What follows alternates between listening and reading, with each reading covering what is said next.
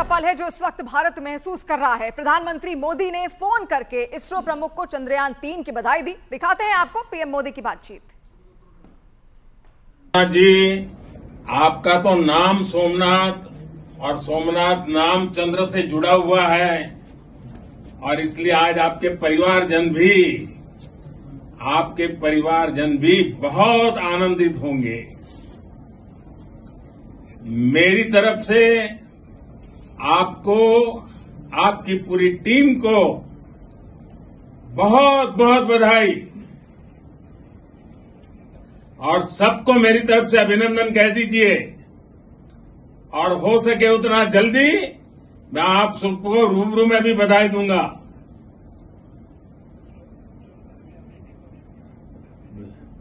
बहुत बहुत शुभकामनाएं और बहुत बहुत बधाई। और चंद्रयान 3 के सफल लैंडिंग पर गृहमंत्री अमित शाह ने कहा है कि हम सब के लिए गौरव का दिन है। आज हम सब के लिए गौरव का दिन है। आज चंद्रयान 3 तय किए हुए समय पर, तय किए हुई जगह पर सफलता के साथ चंद्रमा की सतह पर उतरा है। मैं इस मौके पर सबसे पहले तो देश के सभी 140 करोड़ लोगों को बहुत बहुत मन से बधाई देना चाहता हूं कि आज़ादी के अमृतकाल में हमारे देश को अंतरिक्ष के क्षेत्र में एक बहुत बड़ी सफलता मिली है। और चांद पर सॉफ्ट लैंडिंग करके भारत चंद्रमा के साउथ पोल पर पहुंचने वाला पहला देश बन चुका है। 2 दिन पहले 21 अगस्त को रूस की लूना 25 मिशन ने यहां लैंड करने की कोशिश की थी, लेकिन फेल हो गया। अमेरिका और चीन ने भी चांद पर अंतरिक्ष यान उतारने के लिए एडवांस मिशन शुरू कर दिए और इस रेस में स्पेसएक्स जैसी कुछ प्राइवेट कंपनियां भी हैं। आखिर चांद पर ऐसा क्या है कि सब खोजने में लगे हैं? चांद पर पहुंचने की इस रेस के पीछे असली मकसद क्या है?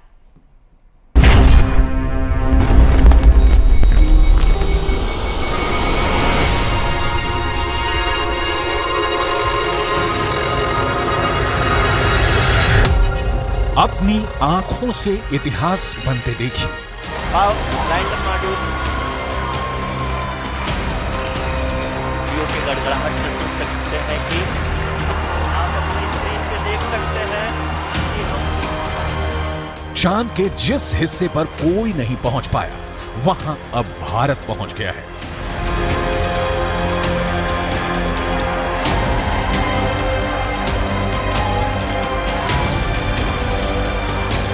चांद के जिस टुकड़े को अभी तक किसी ने नहीं देखा, उसे इसरो ने दुनिया को साक्षात दिखा दिया है।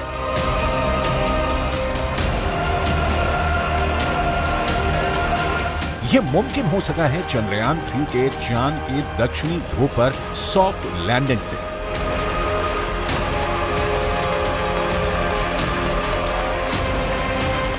चंदा मामा बहुत दूर के हैं, अब एक दिन वो भी आएगा जब बच्चे कहा करेंगे चंदा मामा बस एक टूर के हैं।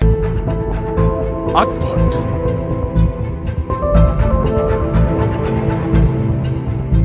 अविश्वसनीय,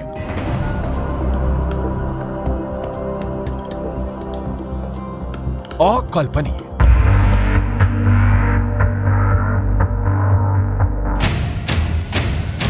चांद के दक्षिणी ध्रुव पर सॉफ्ट लैंडिंग करने वाला भारत दुनिया का पहला देश बन गया है।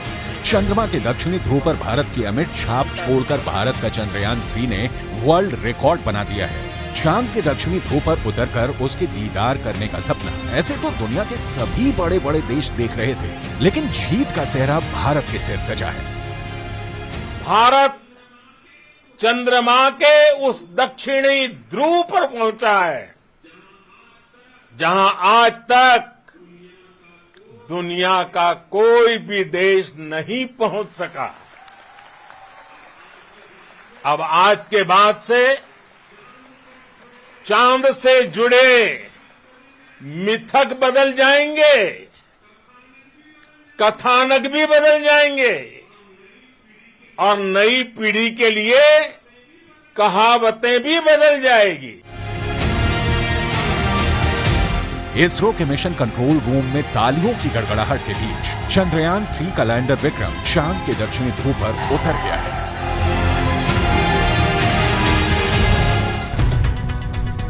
इसरो के मुताबिक चंद्रयान 3 के 3 अहम मकसद हैं। पहला, विक्रम लैंडर की चांद की दक्षिणी सतह पर सुरक्षित और सॉफ्ट लैंडिंग। दूसरा, प्रज्ञान रोवर को चांद की सतह पर चलाकर दिखाना। तीसरा, वैज्ञानिक परीक्षण करना।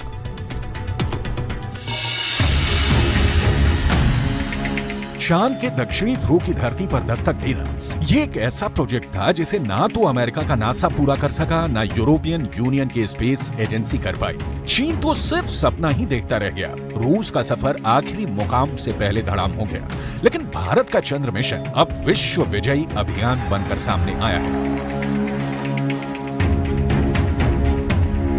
धरती से 3,84,000 किलोमीटर की दूरी तय करके चंद्रयान 3 का लैंडर विक्रम चांद के उस दक्षिणी ध्रुव पर पहुंच गया है जो रहस्यों से भरा है, जिसके सच से अभी पूरी दुनिया अनजान है। भारत के उदयमान भाग्य के आह्वान का है। अमृत काल की प्रथम प्रभा में सफलता की ये अमृत वर्षा हुई है। हमने धरती पर संकल्प लिया और चांद पर उसे साकार किया। और हमारे वैज्ञानिक साथियों ने भी कहा, India is now on the moon. आज हम अंतरिक्ष में नए भारत की नई उड़ान के साक्षी बने हैं। नासा का दावा है कि चांद के दक्षिणी ध्रुव पर बर्फ है। कई तरह के प्राकृतिक संसाधन भी हो सकते हैं, लेकिन दुनिया अब तक हकीकत से वाकिफ नहीं है। लेकिन अब विक्रम लैंडर के साथ गया प्रज्ञान रोवर इसे मुमकिन कर देगा। प्रज्ञान रोवर और विक्रम लैंडर 14 दिनों तक चांद के दक्षिणी ध्रुव के हर रहस्य से पर्दा उठाएंगे। नासा का मानना है कि चांद के दक्षिणी ध्रुव का बड़ा हिस्सा ऐसा है जहां सूरज की किरणें नहीं पड़ती। चांद के इस हिस्से में बड़े बड़े गड्ढे हैं, जिसे अंतरिक्ष विज्ञान की भाषा में क्रेटर कहा जाता है। ज्यादातर गड्ढे ऐसे हैं जहां अरबों साल से अंधेरा है। नासा के मुताबिक गुप्त अंधेरे के बीच यहां बर्फ ही बर्फ जमा हो सकती है। चांद के दक्षिणी ध्रुव पर जमी बर्फ का विश्लेषण अब चंद्रयान 3 के विक्रम लैंडर के साथ गया प्रज्ञान रोवर करने वाला है।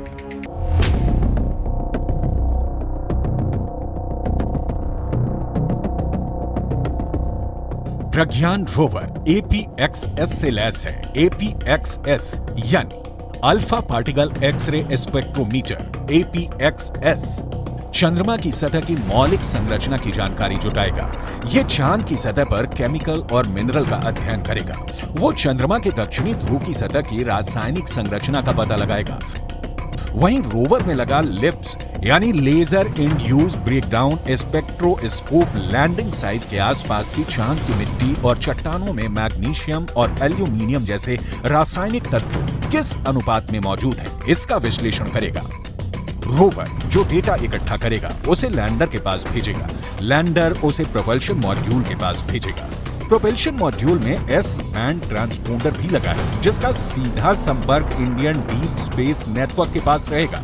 यानी जो सिग्नल लैंडर रोवर से मिलेगा उसे एस बैंड ट्रांसपोंडर भारत को भेजेगा। प्रज्ञान के काम की शुरुआत लेजर बीम के साथ होगी। लेजर बीम की मदद से रोवर चंद्रमा की सतह के एक टुकड़े को पिघला देगा। इस प्रक्रिया में मौके से जो गैसें निकलेंगी, रोवर उन गैसों का विश्लेषण करेगा। अंदाजा ये भी है कि चांद के दक्षिणी ध्रुव पर अरबों सालों से पानी बर्फ के रूप में जमा हो सकता है। अगर चंद्रयान 3 के रोवर ने इसकी पुष्टि कर दी तो चंद्रमा पर जीवन की संभावनाओं से जुड़े सटीक संकेत मिल सकते हैं। अगर संकेत सकारात्मक रहे तो चांद पर इंसानों की बस्ती बसाने का सपना भी साकार हो सकता है। बड़ा सवाल है, चांद पर कैसे बसेगी इंसानों की बस्ती? चांद पर बसे शहर का नजारा कैसा दिखेगा?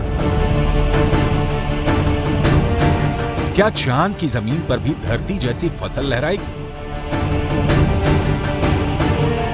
क्या चांद की धरती पर खेती मुमकिन है?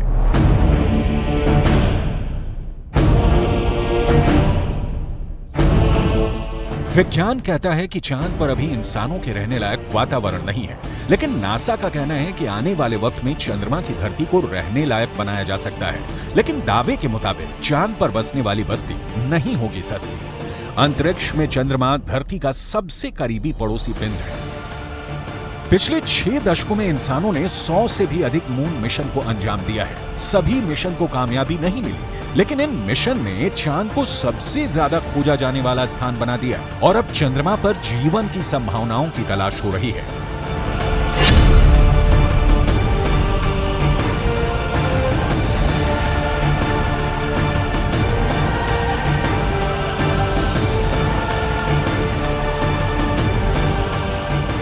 अभी तक चंद्रमा से जुड़ी कई हैरान कर देने वाली जानकारियां सामने आई हैं। दावा किया जाता है कि चंद्रमा की मिट्टी में कई तरह के खनिज हैं। चांद की सतह पर पानी होने के भी सबूत मिल चुके हैं। वैज्ञानिकों का मानना है कि चांद पर जीवन के सबूत भी मिल सकते हैं। संभावना जताई जा रही है कि भविष्य में चंद्रमा पर मानव बस्ती बसाने का सपना पूरा हो सकता है, लेकिन यह काम इतना भी आसान नहीं है। चंद्रमा पर इंसान के कदम भले ही साल 1969 में पड़ गए हों,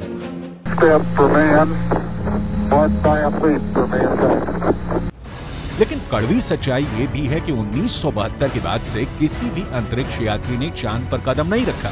जब से इंसान ने चांद पर कदम रखा है, तभी से वहां इंसानी बस्ती बसाने की चर्चा चल रही है। 1972 से अभी तक 51 सालों में कई मून मिशन भेजे गए और उससे जो जानकारी हासिल हुई, उसके बाद से अब चांद पर मानव बस्ती का सपना जल्द आसान हो सकता है, लेकिन ये बहुत अधिक खर्चीला भी हो सकता है।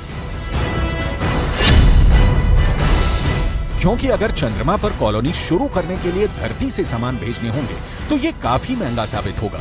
एक अनुमान के मुताबिक सिर्फ 100 लोगों के लिए चांद पर जरूरी सामान भेजने के लिए करीब 1.25 लाख करोड़ रुपए का खर्च आएगा। ऐसे में अगर चांद पर इंसान को रहने लायक बस्ती बसानी है तो सबसे पहले रोटी, कपड़ा और मकान जैसी बुनियादी जरूरतों को पूरा करना होगा, जिसमें सांस लेने के लिए हवा, पीने के लिए पानी, पेट भरने के लिए खाना, हवा के दबाव से लैस रहने लायक जगह और रोशनी के लिए बिजली जरूरी होगी।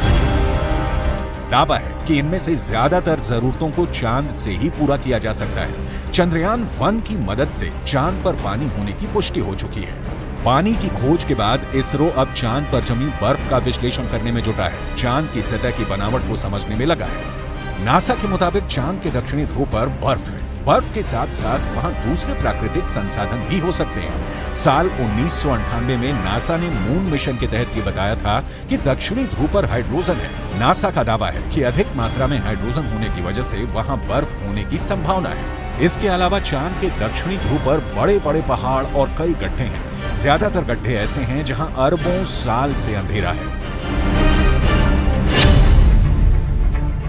अमेरिका के नासा के मुताबिक घुप अंधेरे के बीच यहां बर्फ का जमाव हो सकता है।